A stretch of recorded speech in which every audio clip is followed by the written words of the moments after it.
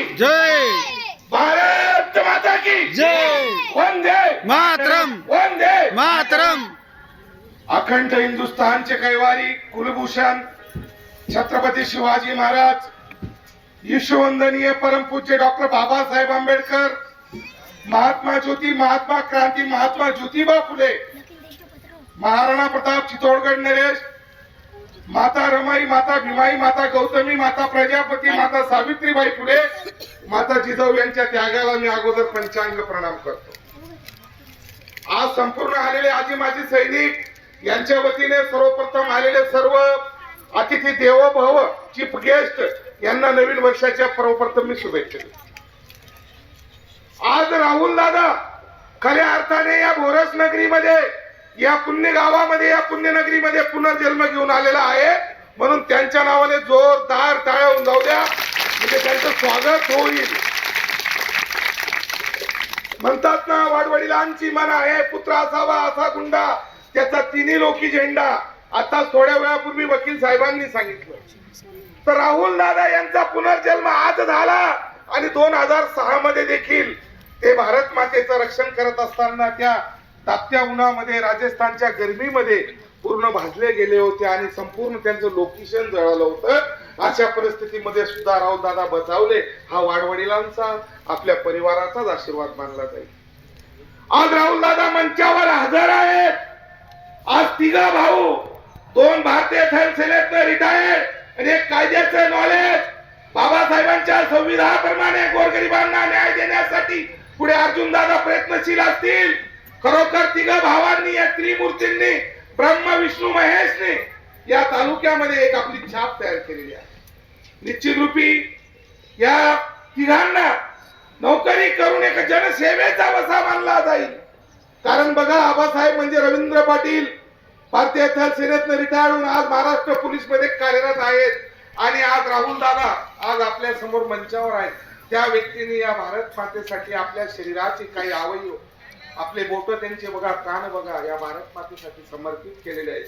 आपण सांगा, आपल्याला एक ब्लेड पान लागतं तरी आपण 3 वेळा रडतो, त्याला पट्टी करतो, डॉक्टराकडे जातो. तर त्या व्यक्तीला त्या तापत्या गरमीमध्ये आणि त्या पोखरण सारख्या भागात, जैसलमेर जिल्ह्यात, ज्या ठिकाणी भारताचे राष्ट्रीय भारतरत्न स्वर्गीय राष्ट्रपती अब्दुल कलाम साहेबांनी पोखरण परीक्षण करून अणुबॉम्ब चाचणी केली होती, त्याच भागामध्ये राहुल दादांचा हा प्रसंग झाला 2006 मध्ये आणि तिथून ते बचावले. आणि आज दीर्घकाळ सेवा करून अशा परिस्थितीमध्ये देखील त्यांनी वयाच्या या 40-41 वर्षी आपल्या या सेवा संपन्न 17-18 वर्ष नोकरी करून आपल्या मायदेशी आणि आपल्या परिवारामध्ये वापस आलेले आहेत. तर निश्चित रूपी त्या आई साहेबांच्या प्रेमात तुम्ही मला सांगा, 15 मिनिटं जर तुमचा मुलगा मुलगी ट्युशनला गेले, लेट झाले, तर तुम्ही सैरा वैरा बघतात की दादू गेला आला नाही, दीदी गेली आली नाही. मग त्या मातेचा विचार करा की 18 वर्ष या भारत मातेसाठी त्या राहुल दादांनी लावून दिले आणि आज आपल्या सर्वांच्या साक्षीने आशीर्वादाने ते मंचावर आहेत. तर असे आमचे राहुल दादा आणि त्या मातेच्या पत्नीच्या कुंकुवात तर खंबीरपणे त्यांना साथ दिली आणि त्यांना सदैव प्रेरणा देत दिली. आणि प्रत्येक पुरुषामागे, मोठ्या पुरुषामागे किंवा महापुरुषामागे पत्नीचा किंवा आईचा नेमका सपोर्ट लागतो आणि तो राहुल दादांना या खैरनार कुटुंबाकडनं मिळालेला आहे. तर तुम्ही मला सांगा, सैन्यात जाणारा हा कोण असतो? तो फक्त आणि फक्त शेतकऱ्याचा मुलगा असतो. शेतकऱ्याचा मुलगा पोलीस फोर्स जॉईन करतो आणि निश्चित रूपी भारत मातेचं रक्षण करतो. तुम्ही मला सांगा, मोठे मोठे इंडस्ट्रीजचे मालक आहेत, बिल्डर आहेत, मोठे मोठे मंत्री महोदय आहेत, कोणाचा मुलगा तुम्हाला आर्मीत आणि पोलीस मध्ये जर आढळला असेल तर निश्चित रूपी मला सांगा, मी पर्यंत त्यांची सेवा आणि त्यांची गुलामी करेन. फक्त सैन्यात जाणारा कोण असतो? हा शेतकऱ्याचा मुलगा असतो. आपल्या कार्यकालमध्ये भारताचे स्वर्गीय प्राईम मिनिस्टर लाल बहादूर शास्त्री यांनी सांगितलं की भारत की आस्था अगर है तो जय जवान जय किसान है. तो भारताची आस्था जय जवान आणि जय किसान आहे. कारण त्याग सैनिकाचा बाप त्या काळ्या मातीशी लढत असतो आणि त्या काळ्या मातीकडे बघून एरे एरे पावसा म्हणत असतो.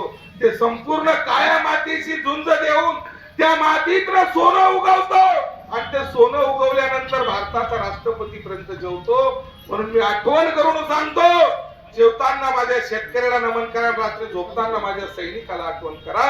जय जवान जय किसान हे निश्चित रूपी भारताचं ब्रीद वाक्य आहे. तर तुम्ही मला सांगा, केविड सारखी परिस्थिती तुमच्या माझ्यावर होती. 2-2.5 वर्ष साम्राज्य केविडचं होतं. बाप मुलाला अग्नी देऊ शकत नव्हता किंवा मुलगा बापाला अग्नी देऊ शकत नव्हता.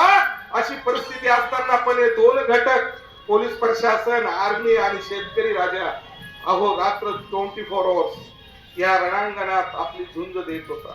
तर निश्चित रूपी हे दोघं घटक मानावे लागतील. सर्व ठिकाणी मोठ्या मोठ्या टाटा बाटा इंडस्ट्रीजला लॉक लागले होते, पण या घटकांना बिलकुल अहोरात्र ड्युटी होती. तो निश्चित रूपी सांगतो, जय जवान जय किसान. जोपर्यंत या भूतलावर सूर्यचंद्र आहे त्यांचं कार्य महान असेल, निश्चित रूपी महान. आणि निश्चित रूपी राहुल दादांच्या धर्मपत्नी या मातेच्या पण कुंकुवात आज राहुल दादा त्यांच्या बाजूला विराजमान आहे.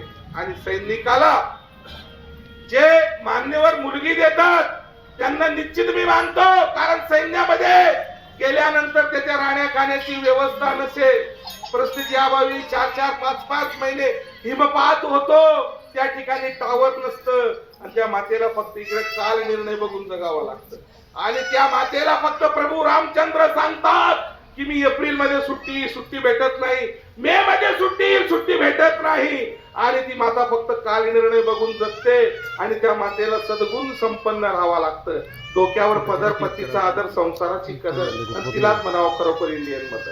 म्हणून त्या ताईच्या नावाने जोरदार टाळ्या होऊन जाऊ द्या की अशा अवघड प्रसंगामध्ये ताईंनी आमच्या राहुल दादाला साथ दिली. आणि आज राहुल दादा उभरत युवा नेतृत्व आज आपल्या समोर, आपल्या डोळ्यासमोर आहे. कारण 2 आघात राहुल दादांवर झाले. एक तर रिटायरमेंट, त्यानंतर पोखरणमध्ये झालेला त्यांच्यावर तो आघात. राहुल दादा इंजिनियर रेजिमेंटचे जवान आहेत. इंजिनियर रेजिमेंटचं सर्वात मोठं भारतीय थलसेनेत काम आहे. कारण एक जागेपासून दुसरी जागेवर सैन्याला पाठवणं, दूरदराज भागांमध्ये लोखंडाचे, लाकडाचे ब्रिज तयार करणं, पाण्यामध्ये होड्या तयार करणं आणि त्या सैन्याला ती मदत करून लढाईसाठी सज्ज करणं, असा हा राहुल दादांचा इंजिनियर ग्रुप.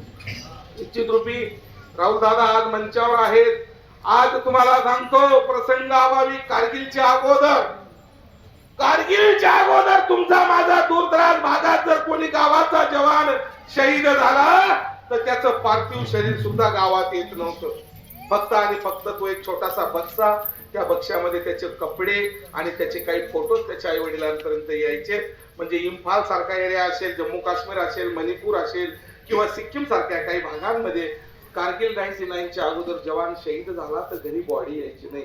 नाव त्यांचं अटल आहे, काम त्यांचं अटल आहे. भारताचे स्वर्गीय पंतप्रधान अटल बिहारी वाजपेयी यांनी तरतूद केली कि मेरे देश का जवान जिस जगह भी रहेगा, चाहे दूर दराज हो, कैसे भी परिस्थिति हो, शान शौकत के साथ उसका अंतविधि, उसकी डेड बॉडी उसके गांव में जाएगी और शासकीय इत्माम में उसको सलामी लगाकर उस जवान को सलामी दी जाएगी. तुम्ही धन्य अटलजींना कारगिलच्या लढाईनंतर. आणि संसद मध्ये ते असे एक खासदार होते, भाषण सुरू व्हायच्या अगोदर म्हणायचे की भारत कोई भूमि का टुकड़ा नहीं है, एक जीता जागता राष्ट्र पुरुष है, ये नंदन की धरती है, वंदन की धरती है, यहाँ की नदी नदी गंगा है, यहाँ का कंकड़ कंकड़ शंकर है. हम जिएंगे भी तो इस भारत के लिए, मरेंगे भी तो इस भारत के लिए. मरने के बाद अगर बहती हुई गंगा में हमारी अस्थियों को कोई कान लगाकर सुन लेगा तो ये क्या हो जाएगी, भारत माता की जय, भारत माता की जय, भारत माता की जय. कारण त्यांचं गुणगान गाणं, कारण सैन्यासाठी फार मोठं बलिदान त्यांचं आहे. आणि निश्चित रूपी आज सैन्याची परिस्थिती जर बघितली तर आपली भारतीय थल सेना यूएस आर्मी म्हणजे अमेरिकन आर्मी सारखी सदैव पुढे लीड करत असते. परिस्थिती अभावी सैनिकाची भूमिका मी तुमच्या समोर फक्त माझ्याशी ज्या काही घटना घडलेल्या किंवा सैनिकांची ज्या काही घटना घडतात त्या तुमच्या समोर मांडतोय. 2006 साली मी गुलमार्ग मध्ये होतो. गुलमार्ग मध्ये सर्वात जास्त बर्फ पडतो. गुलमार्ग, सोनामार्ग काश्मीरचा एक प्रांत आहे. तर त्या ठिकाणी नवीनच जेव्हा अँड्रॉइड फोन आले होते की पत्नीकडे देखील फोन आहे, माझ्या आईकडे आहे, सर्वांकडे आहे, परिवारात आहे, माझ्याकडे देखील आहे. तर मी रोज माझ्या पत्नीचा, माझ्या मुलांचा, माझ्या आईचा, माझ्या भावांचा चेहरा बघेल, पण तिथे टावर नसतात. तर त्यासाठी तिथे जवळ 500 मीटरवर एटीएम होतं. एटीएम, ते एटीएम मधनं फक्त आम्ही 100 रुपये काढायचो आणि घरी मेसेज यायचा की आज आपले प्रभू आणि आपले पती जिवंत आहे. का? फक्त मेसेज. हप्त्याभरात 15-15 दिवसात बातचीत होते आणि फक्त तिकडे 100 रुपये काढायचे आणि त्या पत्नीला, आईला मेसेज जायचा की आज तुमच्या मुलाने 100 रुपये ट्रान्झॅक्शन केले, याचा अर्थ तुमचा मुलगा आज भारत मातेच्या रक्षणासाठी बिलकुल सज्ज आहे. ही सैनिकाची भूमिका असते. आणि ज्या वेळेस इकडे होळी असते, दिवाळी असते, ईद असते, गणेश चतुर्थी असते, गणपती विसर्जन काय असेल नसेल, दसरा असतो, त्या दिवशी जेव्हा तुमची, माझी, परिवाराची, या नात्या गोत्याची, युवा शक्तीची, या गावाची जेव्हा आठवण येते, तो बटव्यामध्ये संपूर्ण परिवार असतो. त्या परिवाराला बघून एक वेळ डोळ्यात पाणी येतं, ते पाणी पुसून, डोळ्यातले अश्रू पुसून परत ड्युटीसाठी सज्ज व्हावं. ही सैनिकाची भूमिका आहे.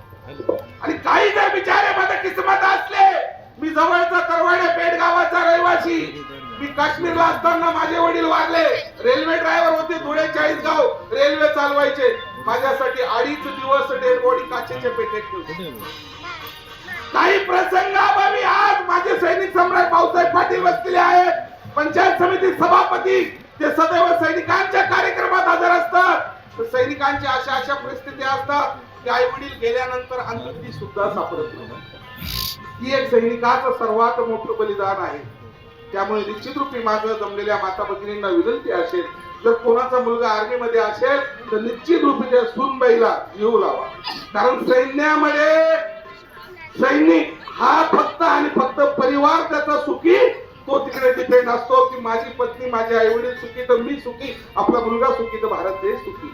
तर माझी एवढीच विनंती असेल, त्या सुनबाईला जीव लावा. कारण रिटायरमेंट नंतर आता राहुल दादा आणि ताई, काका, मावशींना जीव लावतील अशी मी त्यांना माझ्या संपूर्ण सैनिक परिवाराच्या वतीने विनंती करतो. असे प्रसंग आहेत. सैनिकाची भूमिका, सैनिकाच्या भूमिकेवर एक छोटासा दृष्टांत सांगतो. छोटस आटपाट गाव असते आणि त्या गावाची लोकसंख्या आणि गाव एकदम आदर्श असतं. टायकरी, मायकरी, वारकरी संप्रदायाचं ते गाव असतं आणि त्या गावाच्या बाजूला एक छोटस सुंदर मंदिर आणि त्या मंदिराच्या बाजूला एक झाड असतं. त्या झाडावर 4 कावळे आणि एक चिमणी राहत असते. अचानक मेचा महिना असतो आणि त्या गावाला आग लागते. सर्व जनजीवन असतं, व्यस्त होतं आणि सर्वजण बघतात आता आपल्या गावाचं होईल काय. पण ती चिवताई आपल्या चोचेत पाणी घेते आणि आगीवर टाकते.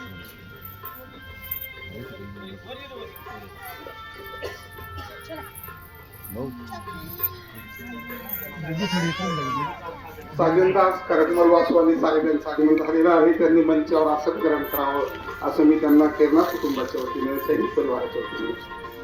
तर ते पाची विचार करतात आता या गावाचं होईल काय. पण ती चिवताई आपल्या छोट्याशा या चोचीमध्ये पाणी घेते आणि आगीवर टाकते. पाणी घेते आणि आगीवर टाकते.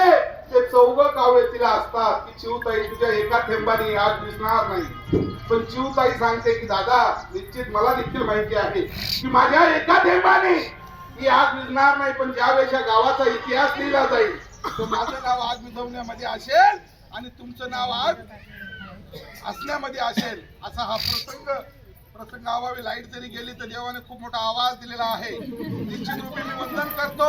हा संपूर्ण 2017 पासून आमचा प्रसंग आहे. ज्या गावामध्ये सैनिक रिटायर्ड होईल तिथे आमची संपूर्ण टीम असते. संभाजी पाटील सर असतील, आमचे आयरे सर असतील, आमचे केडगावचे Patil sir, Bhausaheb Sonawane sir, Sandeep Patil sir, आमचे खैरनार सर, या सगळ्या मंडळीचा तिथे सिंहाचा वाटा असतो. निश्चित रूपी हा कार्यक्रम करण्याचा आमचा एकच हेतू असतो, आम्हाला कुठल्याही जमवायचं नाही. जरी मी आमदारकीला उभा होतो तो विषय आला, पण आज मी तुमच्या समोर एक समाजसेवक म्हणून बोलत आहे की माझ्या भोरस गावामध्ये आज ही सैन्याची भूमी आहे. या सैन्याच्या भूमीमध्ये जवान तयार होतील. त्याला वाटेल की मी ज्या दिवशी रिटायर होईल माझ्या पत्नीला आणि माझ्या परिवाराला असंच या जिप्सीवर लाल झेंडे भगवे झेंडे आणि तिरंगा लावून मिरवलं जाईल. त्या जवानांच्या मनामध्ये प्रेरणा तयार करण्यासाठी हे काम आम्ही हाती घेतले. मंचावर असतील अध्यक्ष महोदय, अधिकारीगण, जाधव साहेब असतील किंवा चव्हाण साहेब असतील, फार कर्तृत्व, नेतृत्व आणि दातृत्व ग्रामीण पोलीस स्टेशनला त्यांचं काम आहे. चव्हाण साहेबांचाही मला छोटासा अनुभव आलेला आहे. तरवाडे पेठचा 14 एप्रिलचा अनुभव आहे. खूप मदतार्थी आणि खूप मदत करतात की असे अधिकारी सिस्टम मध्ये असणं आणि टाइम देणं खूप मोठा विषय आहे. तरी बघा, आज प्रसंगाभावी सर्वांनी आज पहिल्यापासून राहुल दादाच्या या कार्यक्रमाला बिलकुल हजेरी लावून कार्यक्रमाची रूपरेषा वाढवली. निश्चित रूपी राहुल दादा, आपण खूप भाग्यशाली आहात, कारण सैन्यात आपल्यावर एवढा मोठा आघात झाल्यावर देखील आज आपण मंचावर आहेत आणि एवढ्या मोठ्या प्रसंगाला सामोरी जाऊन आज पुढील वाटचालीसाठी निश्चित रूपी वाडवडिलांचा, ज्येष्ठ श्रेष्ठांचा आशीर्वाद तुम्हाला लाभणार आहे असं मी मानतो. बोरजचे बापू साहेब जे सिव्हिल हॉस्पिटलला आहे, त्यांचं आता ऑपरेशन झालेलं आहे. त्यांचा देखील मेसेज झालेला आहे की माझ्याकडनं राहुल दादांना तुम्ही आबासाहेब शुभेच्छा द्या. सर्वांच्या शुभेच्छा राहुल दादाला ह्या समर्पित झालेल्या आहेत. व आज निश्चित रूपी खऱ्या अर्थाने सांगतो, सैन्य आणि सैन्यात जाणारा जवान हा निश्चित रूपी तुम्हाला क्लिअर झाला असेल की तो फक्त शेतकरी राजाचा असतो आणि शेतकरी राजा हा भारताचा अन्नदाता आहे आणि तो राहील. मी निश्चित रूपी सांगतो, याला 2000 त्याला 2000, तुम्ही लाडकी बहीण पेक्षा सख्खी बहीण माना आणि त्या शेतकऱ्याच्या भावाला 10,000 रुपये भाव द्या. निश्चित रूपी माझ्या शेतकऱ्याला आत्महत्या त्याला 1500 देण्यापेक्षा त्या सोन्याला, त्या सफेद सोन्याला 10,000 रुपये पडणार नाही. कोणावर टीका टिप्पणी करण्याची हे माझे काही विषय समाजसेवेच्या माध्यमातून असतील. गावामध्ये जेव्हा केव्हा कधी काही कार्यक्रम असेल, निश्चित तुमचं लेकरू आहे, तुमचा मुलगा आहे, निश्चित कान धरून तुम्ही माझे सैनिक शिवाजी पाटील सर यांनी देखील मंचाकडे यावं. तर मी निश्चित रूपी सांगतो की आपण कान धरू शकता. बोरज गावात जेव्हा केव्हा काही कार्यक्रम असेल, निश्चित रूपी आपल्या आज्ञाचं पालन करून, आपल्या आदेशाचं पालन करून आपल्या सेवेत आम्ही विराजमान राहू असं निश्चित रूपी मी सांगतो. आयोजकांनी आम्हाला 2 शब्द बोलण्याचा मोका दिला. आमचे ऍडव्होकेट, आमचे स्वप्नील निकम सर असतील किंवा आमचे परम मित्र आबासाहेब जे आता राजेंद्र पाटील मुंबई पोलीस मध्ये असतील, त्यांचा आदेश आम्ही तुमच्या छोट्याशा कामी आलो. निश्चित रूपी या देशभक्तिमय वातावरणात निश्चित रूपी तुमचा पुढे आदेश असेल, आम्ही हजर राहू. एवढंच बोलून माझे 2 शब्द थांबवतो.